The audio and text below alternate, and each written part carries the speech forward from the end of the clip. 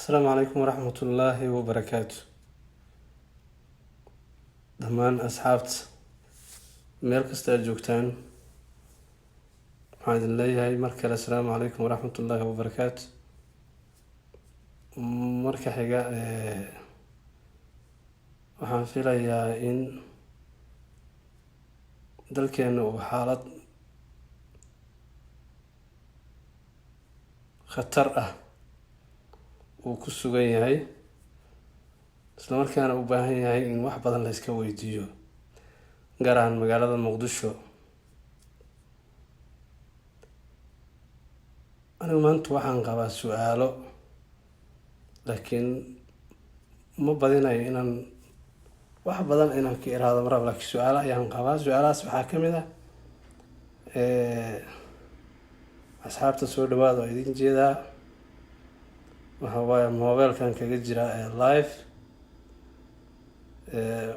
xanuun arrinta magaalada Muqdisho xaggeeda ku saabsan waxaan rabaa inaan idinla wadaago oo fikir ah. haddii aad wax aad rabtaa inaad ka dhahdaan diyaar waa idin soo qabanayaa, laakiin su-aasha meesha taalla waxay tahay magaalada Muqdisho waa caasimadii dalka. caasimadda dalkana macnaha keliya uma aha dad yar oo gaar ah. Soomaaliya wax magaca Soomaali sheegto dhan ay caasimad u tahay. marka waxaa la rabaa bal inaan isweydiino, dalka waxaa ka jira maamul goboleedyo. maamul goboleedyadaas waxay leeyihiin magaalo madaxyo. magaalo madaxyadoodii waa nabdoon tahay, ammaankooda waa sugan yahay. dadka ku nool marka la qiyaaso iyo gobolada kale ee hoos yimaada kama yara magaalada Muqdisho inta ku nool. magaaladii Muqdisho tan iyo burburkii dowlado badanaa iska bedelay, ammaankeedana waa la sugi la'yahay. maxaa dhacay? maxaa jira? maxay tahay sababta arrintaasi keenaysa ee magaalada Muqdisho ammaankeeda loo sugi la'yahay? waayo magaalada Muqdisho haddii ay degto waxay dan u tahay guud ahaan Soomaaliya. hadday colaad tahayna haddee ma la isweydiinayo dhibaatada tahay ee jirtaa. waxaana haysta laisma weydiinayo. magaalada Muqdisho yaa duulaan ku ah? nambarka koowaad inaan isweydiino. maxay la nabdoobi la'da? waa labo. dadka ku nool magaalada Muqdisho iyo gobolada inteeda kale yaa badan. intaas markaan wax iska weydiino, su-aasha soo baxaysa marka maxay tahay? yaa hortaagan marka in magaalada Muqdisho ay nabad noqoto? Muqdisho haddii ay nabad noqoto, dalkoo dhan nabad buu noqonayaa. Soomaaliya oo dhanna dambi u tahay. laakiin kibirka iyo dhibaatada meesha ka jirta waxa waaye Muqdisho waxaa shiiqinaya oo baabi'inaya nambarka ugu horeeya maamul goboleedyada. kibirka hadda ay qabaan ma qabayaan haddii Muqdisho nabad noqoto. qayb bay ka yihiin nabad la-aanta Muqdisho. waa koow. nambarka labaad ee Muqdisho nabad la-aanta u keenaya ciidamada ajnabiga ee jooga Soomaaliya qayb bay ka yihiin. sababtoo ah hadday Muqdisho nabad noqoto dalka way ka baxayaan. ma ogola. waxaa kale Muqdisho nabadeeda diidan oo hortaagan shakhsiyan aniga markaan isweydiiyey waxaa qayb ka ah xeradan Xalane dadka loo bixiyay beesha lixaad. dadka degan in ay deganaadaan waa khalad. sababtu maxay tahay? dadkaasi ciidamadii ilaalin lahaa waxaa waaye AMISOM. hawsha AMISOM ay qabanayso guud ahaan iyo gaar ahaan waxa weeyaan ilaalada dadkaas ee dowlad Soomaaliyeed waxba uma qabtaan. waa sidaan anigu is iri. marka waxaa la rabaa waxaa kala dheer gafuur duub ama shabaab ama jablayaasha qarxa ama muxuu alqataar waxa doonta dheh Soomaalida magaca baas oo la baxday wax jirana ma aha. waa dad kiraysan oo aanan fahansaneyn waxa ay fulinayaan iyo waxa ujeedadoodu ay tahay ma fahansana. ilmo yar yar ayaa la soo adeegsanayaa, dumaraa la soo adeegsanayaa, shaqada fuliyaa la leeyahay. yaa ka faa'iidaya marka? waayahay marka weligeen iyo allaheena caasimadii Soomaaliya in aan qarxino oo qarxyadaasi ay ka socdaan dan may noo tahay Soomaaliya. bal maskaxdaada isweydii. mid kale, maamul goboleedyada dadka maamula ee amisana xarun goboleedyadooda beela ayaa jooga, beelaa nabad ka dhigay. war xataa haddii beel loo dhiibo oo nabadgelyadeeda lagula xisaabtamo waa daw.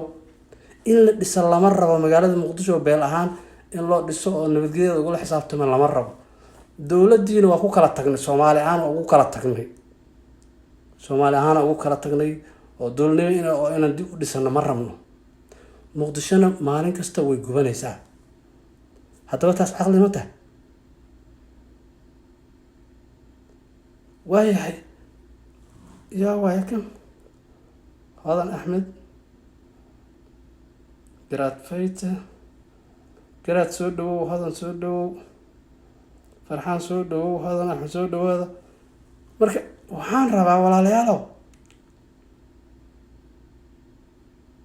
aniga waxaan isweydiinayaa magaalada Muqdisho nabadgelyadeeda maxaa weeyaan waxaa laga sugayaa Amisom, waxaa laga sugayaa qoom kale oo aan imaan doona, waxaa laga sugayaa dadkan hadda ku nool miyaa laga sugayaa?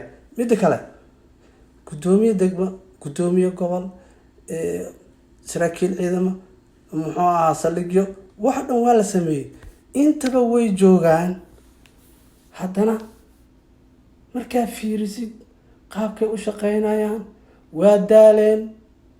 habeeni maalin waa soo jeedaa, waxa waaye waxna lama qabanayo. maalin kasta dhiigaa socda, burbur horlaa socda, dhaawacaa socda. war heedhe annagu ma isweydiinayna miyaa waxan? maskax ma lihin? sidee wax u jiraan? yaa duulaan ku ah? war bal fiiri, caasimada ugu dhow ee Soomaaliya Muqdisho, caasimada ugu dhow waa Nairobi, tan kalena waa Addis Ababa iyo Djibouti. waayo caasimadihii dariska la ahaayo dhan dadkeedu waxay diyaar u yihiin inay ammaankeeda ay sugtaan. dadka iyada ku noolaa ama lahaa inay sugtaan ayay diyaar u yihiin. Muqdisho yaa diyaar u ah? yaa u maqan? haddii la yiri macnaha beelaha hadlay oo Muqdisho waa in maamul loo sameeyaa, waa in loo sameeyaa muxuu ahaa system, waa in ay soo doorataa golo deegaan, waxaasaa la yiri. war haddii ka hadlaan dadkaasi qabiil ahaana loo riixaya. war qabiilka hataa loo riixa Soomaali Soomaa dadku.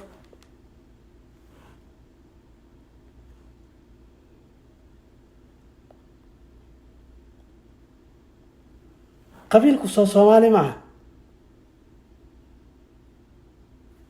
anigu ma diidani in macnaha oo wax la iska weydiiyo oo macnaha xoogaa bal qabiilka waa aran xanuunkiisa, laakiin waayahay maxaa bedelaad haysaan?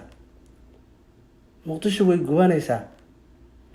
madaxweynaha hadda dalka talada dalka hadda haya Amisom waxba uma qabato. intaas yariista koobaabinta ah wey. marka koobaabintaas haddana macnaha asaga ma ku nabadgelin, marka albaabka kama soo bixi karo. xilkiina wuu sheeganayaa, xanuunka hayana ma arkayo. sidee la yeelayaa marka? dadkii wax fahmayay isagii macnaha waxay u yihiin dad cadowga ayaa loo tusay. yaa u tusaya? dadka ilaalinaya ayaa u tusaya. Mithaal waxaa ka mid ah amisom baa ammaankiisa sugta. war waayahay dadka laga ammaankiisa la sugay ilaalinaya iyo dadka laga ilaalinaya haddii uusan kala garanayn, dhibkiina taagan yahay, magaaladiina in wax loo qabto aanan la ogolayn, habeeni maalin qarax ay socdaan, xageen u soconnaa annaga? goor baan dalka kusoo noqonaynaa? ya goorma ayaan dalka kusoo noqonaynaa? kii yimaado oo bal dalki kaale wax u qabo, ama fikir geeya, ama macnaha nabadgelyadiisa fiiri si haddii ugu noqotid, ama muxuu ahaa doonaya muxuu ahaa bal wuxuun isbedel inuu dhaqaajiyo. albaabka markuu kasoo galo waxaway ugu badnaan 3 bilood oo haystaa ama 4 bilood, kadib waaba la khaarijina, ama asoo halhaleel kaga soo baxaya dalka, ama magaalada muqdisho kaga soo baxay. war muqdisho yaa u maqan? muqdisho daday u baahan tahay. dadkii lahaa aaway muqdisho. dadkan hadda ku nool lama ogola. war xilligii hogaamiye kooxeedyadii xaafada magaalada muqdisho la isu ilaalin jiray in ay samaystaan dadkii ciidamo madinayaan lama ogola. dowladdii aan ogolayn aa lagu leeyahay, gafuur duubaan ogolayn aa lagu leeyahay. waayahay marka ma ayagaa loo xaniibnaanay? yeyihiin ayaga marka yay matalaan? labada dhinacba waxay matalaan dowlada shisheeye matalaan, soomaali ma matalaan, dadka muqdishona ma matalaan. muqdisho marka yaa matalaya marka? qof kasta wuxuu leeyahy muqdisho waa tegi lahaa, hooyaa iga xanuunsan, aabba iga xanuunsan, walaalka iga xanuunsan, waa tegi lahaa. laakiin waxaa waaye kii saaxiibkii ah markuu tegi oo waaba la qarxiyey, waa la dilay, assassination. war heede muqdisho balaayada ku jirtaa maxay tahay? ya muqdishaan balaayada ku jirtaa maxay tahay? waxaan ogahay aniga ka shaqsi ahaanteyda inaan la ogoleen muqdisho magacan iyo caasimadan ay wadato in uu sii jiro. sax miyaa marka taas?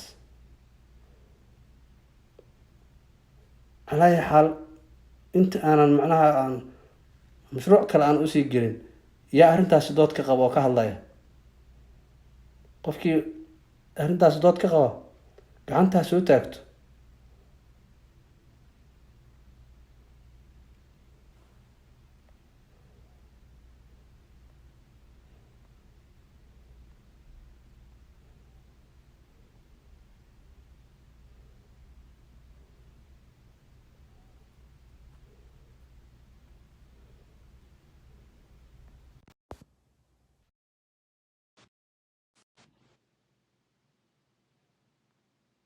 halo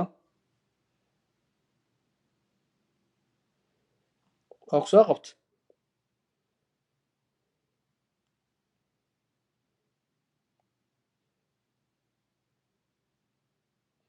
okay, anigu ujeedka aan rabo oo aan usoo galay waxa weeyaan su-aalahaas yarka ani aan qabo inaan isweydiino oo aan wax ka dhahno. ilaahay hadda qof soo taaganaya ma jirto. qofkii soo hadla aanu soo qabtana macnaha ma hadlayo.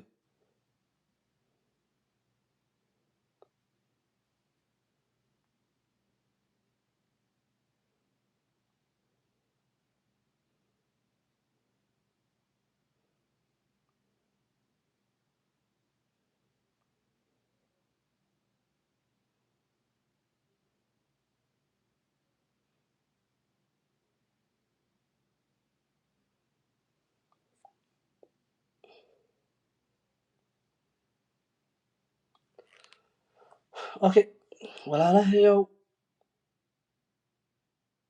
dhibka yaalla ayaa kaas ah. magaalada muqdisho galeyr soo dhowow saaxiib. xasan cumar maxamed soo dhowow, waa u jeedaa.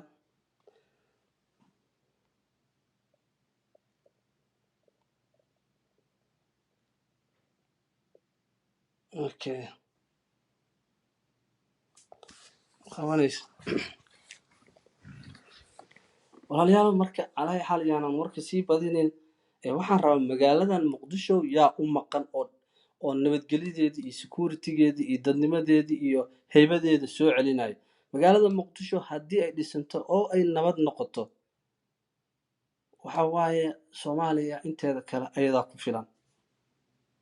war waxaa lagu leeyahay ciidamada dowladda ugu badna ayaa jooga muqdisho, ciidamada ugu badan amisom ayaa jooga,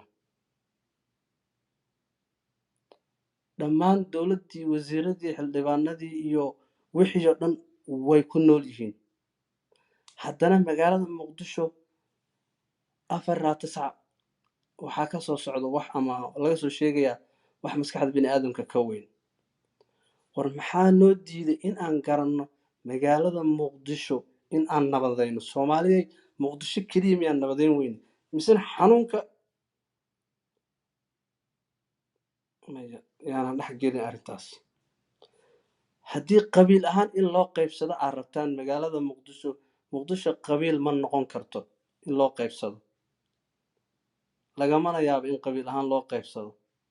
xataa haddii loo qaybiyo kuma dhismayso. war dadka